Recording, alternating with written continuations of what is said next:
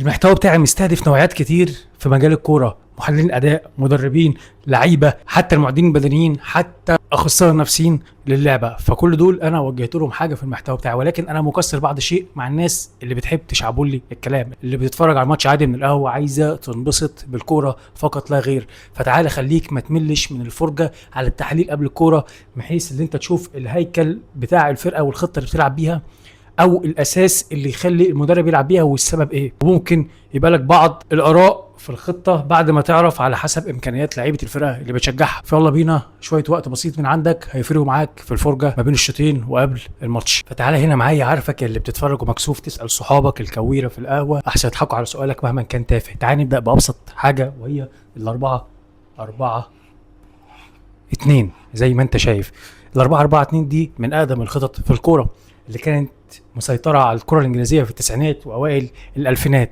تمام، هي متوازنة، 4 مدافعين و4 نص ملعب و2 مهاجمين، واحد بينزل واحد بيبقى قدام، الاثنين مع بعض. الثنائية بتاعت مانشستر يونايتد، كول ويورك مثلا كانوا مهاجمين صريحين. جيتت بيلعبوا الطويل عليهم على طول.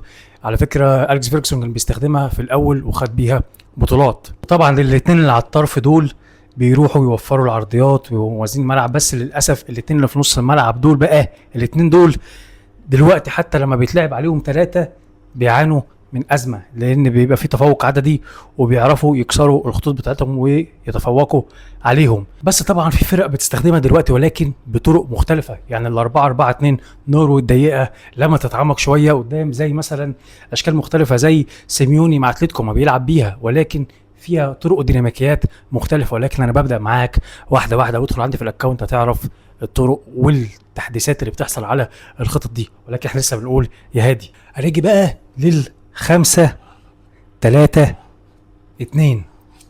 اي فرقه بتبقى عايزه تدافع كويس، فاهم حاجه عندها الثلاثه بيبقوا قدام الجون دول، قدام حارس المرمى اللي هو الليبرو ده اهم حاجه. وبيبقى هنا الظاهرين اللي هم اللي اسمهم وينج باكس، الظهير الجناح اللي بيبقى ماسك الخط كله. ليه؟ لان هي 5-3-2 بيساند فرقته لما تيجي تهاجم في الاستحواذ لقدام، وفي نفس الوقت يرجع ويكمل مع الثلاثه المدافعين علشان يحمي فرقته كمان من المرتده. اصلا كمان بتلعب على المرتدات والتحولات السريعه. ولكن عيبها ان انت لو عندك الاثنين دول لاظره جناحات لياقتهم البدنيه مش قد كده، فانت اكيد رحت في داهيه، والناس هتستفرد بالثلاثه اللي ورا، اللي على فكره كنت خد بيها بطولات مع تشيلسي وانتر ميلان. لما اقول لك على مدرب والفرقه اللي بيدربها او الحقبه، روح دور وهتفهم الخطه اكتر. اللي هو من الاخر على فكره كنت كان بيعملها علشان يدافع بعمق، وفي نفس الوقت كان مميت في التحولات يا صديقي. نيجي بقى صديقي لثالث حاجه، وهي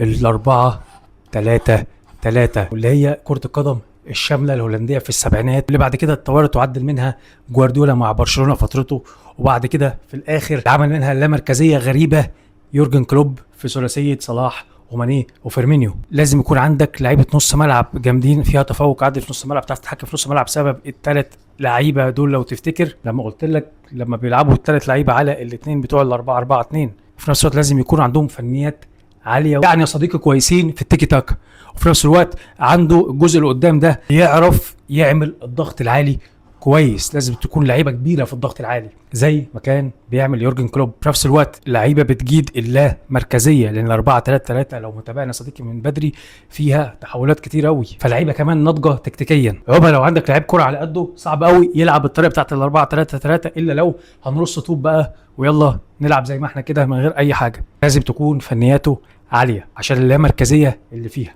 والمثلثات اللي بتتعمل واي لعيب منهم لازم يستلم. في الخطه دي لازم يبقى فيه خيارين تمرير قدامه، لان انت لو اتفرجت على الفرق اللي قلت لك عليها هتلاقي لازم في مثلثات موجوده، اصلا هم عاملين مثلثات مع بعض. فشوف الحقب والمدربين اللي قلت لك عليها. هنيجي بقى لرابع واحده، وهي 4-2-3-1. دي للفرق اللي بتحب تسيطر على الكوره في نص ملعب ويبقى فيه هيمنه ليها في الاستحواذ، واللي في نفس الوقت ما تضحيش بنفسها دفاعيا، لان في 2 ارتكاز هنا قدام الثلاثه، الهجوم قدام الوسط مع المهاجم اللي بتجيله حلول كتير من اللعيبه اللي تحته دي. في نفس الوقت لو اللعيبه اللي تحته مش فايقين، فالمهاجم ده برضو مفصول نهائي عن الفرقه. ولكن اللي مأمن الثلاثه اللي تحت المهاجم دول الاثنين هنا، الميلان في ذروتها يعني، وباير ميونخ، ومدريد خدت من 16 ل 18 دوري ابطال اوروبا بالشكل ده، لما كان هنا كاسيميرو وهنا كروس، الاثنين اللي هو بيتقال عليهم الاثنين دول في الخطه دي الدبل بيفوتس، الاثنين الارتكاز الدفاعيين اللي هنا كانوا مأمنين الدنيا لمودريتش بقى والجماعه العتاوله اللي قدام. فكان لما بيبقوا بيستحوذوا قدام فكانوا دول بيحموا فرقتهم من المرتدات. على فكره المانيا خدت كاس عالم 2014 بال 4 2 3 1. وصح يا صديقي، بتعمل عشان ابسطها لك بتعمل ازاي سيطره في العمق كده. لو تفتكر الممرات، ارجع بفيديوهاتي هتلاقي ممر المركزي هنا، الممرات المركزيه هنا، بص كام لعيب جوه اللي هي الممرات دي، بص كل دول في العمود ده، فكل دول في العمق. فانت شايف 1 2 3 4 5 6، بص وكمان بيدخل عادي جدا الاثنين هنا على الطرف عادي بيدخلوا وبيطرفوا. فممكن تلاقي اكتر من 3/4 الفرقه في الممر المركزي والممرين الداخليين. تعال بقى للخمسه وهي شجره الكريسماس اللي هي 4 3 2 1. رسمتها زي رسمه شجره الكريسماس، انت فاهم، نفس الشكل كده. المهم يا صديقي، دي علشان بيعمل سيطره في نص الملعب. وبص بيبقى فيه 5 لعيبه في نص الملعب، 3 وسط دفاعيين و2 وسط هجوميين. هي اشهر الناس اللي لعبت بيها كان انشيلوتي في فترته مع ميلان، لما كان بيلاعب في الاثنين الوسط الهجوميين كاكا وري كوستا. جديد يروح يشوف الفتره دي ويفهم انا قصدي ايه.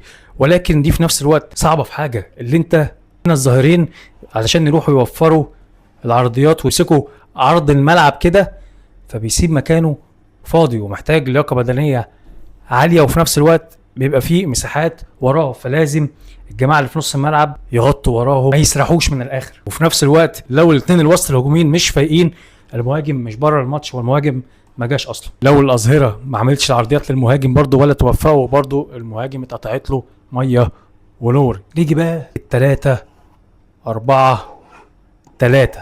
تمام، 3 4 3 اللي بتدي حلول هجوميه وبيبقى في كثافه في الهجوم، واللي في نفس الوقت ما بتضحيش بالدفاعيه بتاعتها. واحسن الناس استخدموها كونتي مع تشيلسي في موسم 16 17 لما خد الدوري، واستغل ساعتها اسبليكويتا، سيزر اسبليكويتا، بدل ما هو اصلا كظهير لا هو خلاه في الثلاث مدافعين اللي ورا، اداهم كمان واحد ظهير في الثلاث مدافعين الاساسيين اللي ورا، فكان بيدوهم حلول كتير في المرور من الخلف وبيعرف يطلع باللعبه. فكان ساعتها نقطة إيجابية جدا في تشيلسي. في نفس الوقت لما بيجي يرجعوا يدافعوا في التحولات، تلاقي مرة واحدة 3 4 3 دي عملت اللو بلوك ودفعت يعني دفاع منخفض كده لورا، رجعوا الأربعة عادي نص الملعب هنا، بص الأطراف هنا رجعت وبقيوا 5، وتلاقي جه حد هنا كمان تلاقي الاثنين دول الأطراف الهجوم هنا رجعوا، فتلاقي ممكن بقيت 5 4 1، أو عادي جدا ممكن تلاقيها 5 3 2، تلاقي واحد بس اللي رجع منهم. فاللي هو بيعرفوا يأمنوا نفسهم دفاعيا. ولكن ليه؟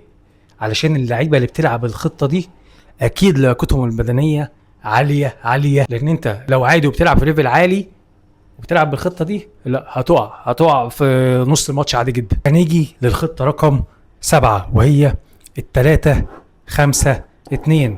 هي 5 3 2 ولكن دي بعقليه هجوميه.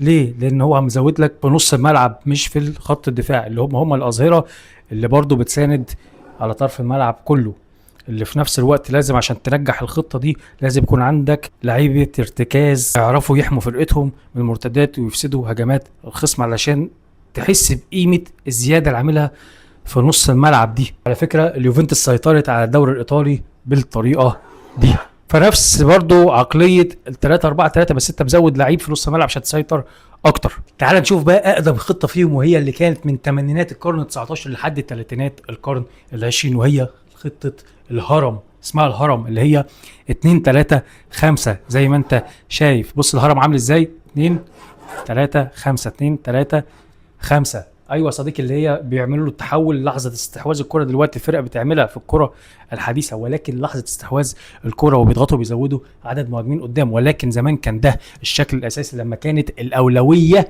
للهجوم، لما كان الاثنين اللي جوه دول مش نص ملعب اللي بيزيدوا، لا كان اسمهم الانسايد فوروردز اللي هو بيتحول لهم دلوقتي، فكانوا مهاجمين داخليين. كان مرسومه ام ودبليو لو تفتكر الشكل اللي شرحته لك بتاع ال3 2 2 3. بس طبعا بطلوا الهيكل ده بسبب ان في استراتيجيات للدفاع اتحدثت يعني وبقوا صعب يعملوا الهيكل ده، ولكن دلوقتي الفرق بتعمله كتحول في اللعب. يعني هو بيلعب بخطه من الخطط دول عادي جدا، وتلاقي مره واحده اتحول بقى المنظر ده قدام في نص ملعب الخصم علشان يزود عدد لعيبه كبيره على خطوط الدفاع المتكتله للخصم. فهو بتلاقي رامي لك بقى من الخمسه اللي قدام دول لعيب في نص المساحه، لعيب في نص المساحه، ولعيب على الطرف، ولعيب على الطرف، ولعيب هنا في المركزيه. فبيبقى عامل زياده وحاطط ما بين كل لعيب من الخصم في خط الدفاع هتلاقي لعيب من عنده حاطه ما بينهم. فده اللي بيكسر اللو بلوك دلوقتي اللي موجود، واللي بيعمل التحول ده جوارديولا مع السيتي. في كذا فرقه ولكن جوارديولا مع السيتي بيطبق دي في التحول الهجومي كما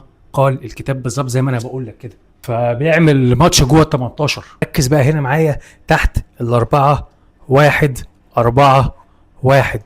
ودي علشان تبقى ناجحه انت متخيل، لان هي بتتكون من 4 دفاع و1 ارتكاز و4 وسط يعتبر هجوم ومهاجم. فانت متخيل لاعب الارتكاز ده امكانياته عامله ازاي، لازم يكون عامل ازاي في التدخلات والتغطيه الدفاعيه، وفي نفس الوقت الابداع لانه بينقل الكره من التلت هنا للتلت الثاني، هو اللي بينقل الكره. فانت متخيل هو عامل ازاي، اللي كان بيعملها كما قال الكتاب مع جوارديولا تشابي الونسو في البايرن ميونخ، كان هو اللعيب المثالي اللي في الحته دي. يجي بقى الاخر واحده هقولها لك، وهي ال4-4-1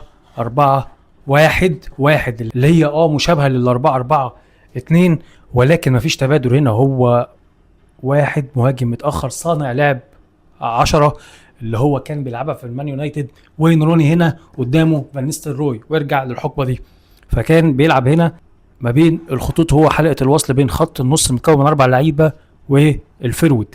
في نفس الوقت الخطه دي ممتازه في حته اللي انت لو بتلعب فرقه قصادك بتلعب بارتكاز واحد، لعيب ارتكاز واحد، فده هيعرف يستغل النقطه الضعف دي ويعرف يستغل المساحه ما بين الخطوط، واللي في نفس الوقت بتديله كذا خيار لكذا زاويه يعرف ينزل يستلم بيها الكره من الاربعه نص ملعب بتوعه. فاللي هو دي بتلعب بواحد ثابت رقم 10. وكده صديقي قلت لك يعني كل الهياكل اللي صعب يطلع هيكل بعيد عنهم مش موجود، الا لو هتلاقيني حكيت عنه قبل كده، بس صعب تلاقي حد بره دول. ولكن المديرين الفنيين دلوقتي بيستخدموا خطط هجين عادي جدا على حسب كمان هو معاه الكوره ولا لا. على سبيل المثال زي ما انت فاكر قلت لك في الفيديو ده، جوارديولا عادي فبيغيرها وبتبقى 2-3-5 عادي. جوارديولا بيلعب ال4-3-3 وفجاه تلاقيها 2-3-5 او 3-2-5 وبيزود ويطير الاظهره دول مع لعيبه نص ملعب الهجوميين، فكانوا بيزيدوا بيعمل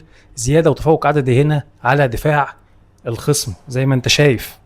واللي في نفس الوقت ال3-4-3 لما بتتحول كمان دفاعيا ل5-4-1 او 3-5-2 لما بيرجعوا يسندوا في اللو بلوك مثلا والتحول من الهجوم للدفاع. كل الخطط دي عادي بتتحول مره واثنين عادي جدا ديناميكيا. فالمهم ديناميكيا انت عامل ايه في الفرقه دلوقتي. عايزك تشغل دماغك ان مش معنى المنظر انت شايفه في الهجمه دلوقتي سواء الكره مع فرقتك او معهاش الكره مش معناه ان ده الهيكل الثابت. شوف الهيكل الثابت، شوف التحول ده اتعمل ازاي وليه. او في نفس الوقت برضو تلاقي المهاجم الوهمي عادي جدا مغير ل4-3-3 عادي جدا، بتلاقي المهاجم ده نزل في نص الملعب زي ليو ميسي عادي لما كان بيبقى مهاجم وهمي وينزل هنا واللعيبه ما تعرفش بتاعه الخصم تنزل وراه وتفضي الوينجات اللي هم يقتحموا المنطقه اللي فضها ميسي، وميسي يسحب معاه واحد ولا يسيب ميسي يستلم ويعمل شغله. فهو كده شكل الخطه ما اتغيرش، وهي صديقي الديناميكيه كمان في مركز مش في شكل الخطه كلها. يعني انا قلت لك ان الخطه بتتغير حسب معاك الكره ولا مش معاه، لا ده ممكن زي ما هي ولكن مركز واحد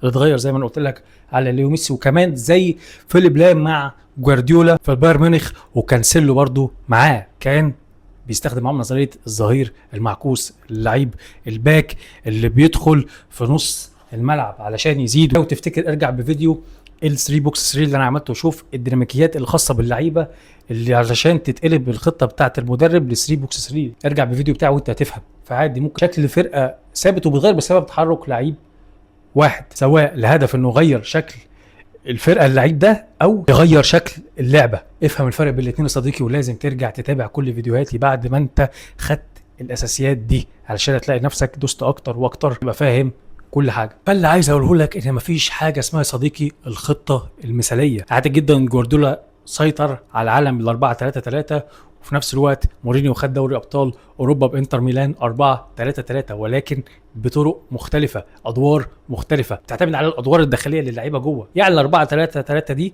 غير ال4-3-3 دي. ولكن القصه كلها المدير الفني بيحط الخطه بتاعته على حسب نقاط قوته ونقاط ضعفه، وعلى حسب نقاط قوه ضعف الخصم ونقاط قوه الخصم. ودلوقتي كمان الكره اتطورت وبقت اللعيبه كتير ناضجه تكتيكيا ومستوى عالي جدا، فعادي يا سلام لو عندك اللعيبه دي عندها القدره اللي هي تلعب بخطه واتنين عادي جدا في نفس الماتش، وده اللي يخلي الفرق اللي بتلعبه صعب تتنبأ له بحاجه. فانا بديك الاساسيات بس اللي هي بس ايه الدنيا من فوق عامله ازاي، ولكن ده موضوع كبير جدا.